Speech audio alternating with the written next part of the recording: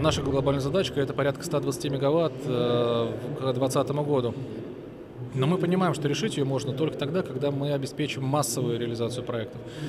Вот вопрос теперь, как обеспечить массовую реализацию проектов. То есть мы должны делать уже не степ-бай-степ, да, а разово.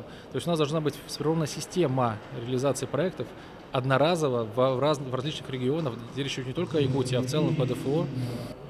Мы считаем, что та большая работа, которая проделана нашим холдингом в части развития проекта ВИА на территории Дальневосточного федерального округа и глубокая проработка проектов со всех сторон